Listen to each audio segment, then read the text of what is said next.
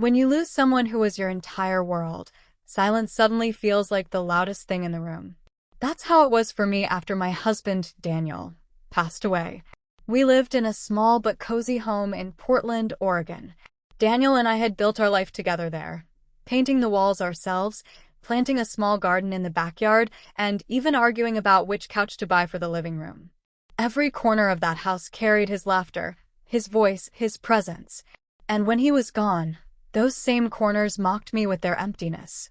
The mornings became the hardest. I would wake up and instinctively reach across the bed, expecting to find him there, only to feel the cold sheets. I'd make 2 cups of coffee out of habit and then end up pouring one down the sink.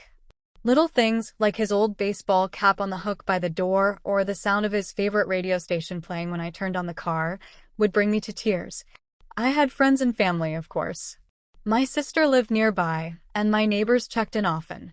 But no one really understood how deep the loneliness cut. They all told me I was strong, that time would heal. But when you're the one sitting in the quiet, staring at framed photos of better days, those words feel hollow. One afternoon, when the gray Oregon skies mirrored my mood, I got a knock at the door. It was Ethan, our old family friend. He and Daniel had been close in college, and over the years, he had become like an uncle to our kids and a regular at our dinner table.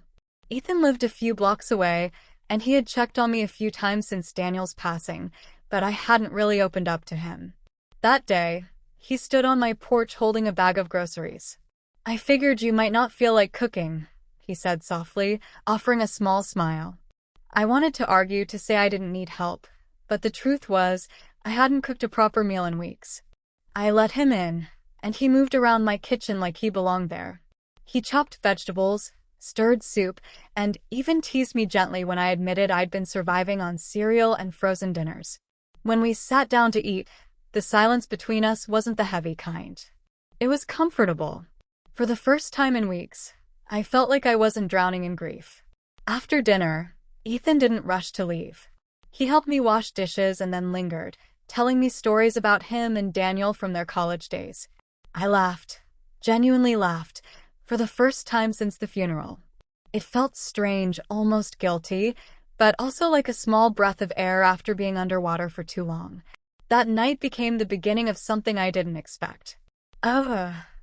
Ethan started stopping by regularly. Sometimes with groceries, sometimes just to check in. He never pushed, never tried to fill Daniel's place, but his presence became a steady comfort. One Saturday morning, he convinced me to go for a walk in the park. I resisted at first. I hadn't wanted to be seen in public, not when my eyes were always red from crying. But Ethan had a way of coaxing me out of my shell. We walked through the park, leaves crunching under our feet, and he told me about his work, about his clumsy dog Max, about his new hobby of learning guitar. I listened, grateful for the distraction, and slowly I started to share bits about my own days too. At one point, I stopped by the duck pond and whispered, "I don't know who I am without Daniel." Ethan stood beside me quietly for a long moment before saying, "You're still you, Sarah. You're just finding a new chapter. And it's okay to lean on people while you do." His words lodged themselves in my heart. Over the next few months, Ethan's presence became my anchor. We cooked meals together, watched old movies, and sometimes just sat in silence. He didn't treat me like I was fragile or broken. He treated me like Sarah, the same woman I had been before grief wrapped itself around me. One evening, a storm knocked out the power. The house was pitch black, and I felt that familiar panic rise in my chest. Memories of hospital nights, of sudden loss. Ethan lit candles around the room, his calm presence grounding me. We ended up sitting by candlelight, sipping tea, talking about everything and nothing.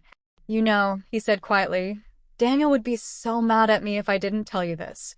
He made me promise to check on you if anything ever happened. He always worried you'd carry too much alone." Tears stung my eyes, but for the first time, they weren't just from sorrow. They were from gratitude, because even in his absence, Daniel had made sure I wasn't left alone. Healing wasn't instant. Some days I still broke down, clutching Daniel's old sweater to my chest. Some nights I lay awake, staring at the ceiling, wondering why life had been so cruel. But through it all, Ethan was there. He encouraged me to join a local book club, to volunteer at the community center, to slowly rediscover parts of myself I'd buried under grief. And slowly, I started to feel alive again. One spring afternoon, nearly a year after Daniel's passing, I found myself standing in the backyard, planting flowers in the garden Daniel and I had once tended together. Ethan was helping, his hands covered in soil, his laughter echoing through the yard. And I realized something. Life hadn't ended with loss. It had shifted, changed. And in that change, I was finding a new way to live. When I look back now, I see that Ethan didn't just help me heal. He reminded me that love exists in many forms.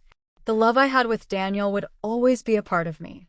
But the friendship, the support, and the care Ethan gave me became another kind of love, one rooted in kindness and resilience. I had felt so lonely without my husband. But with Ethan's steady presence, I learned that loneliness doesn't have to be permanent. Healing comes in unexpected ways, sometimes through the people who quietly show up when you need them most.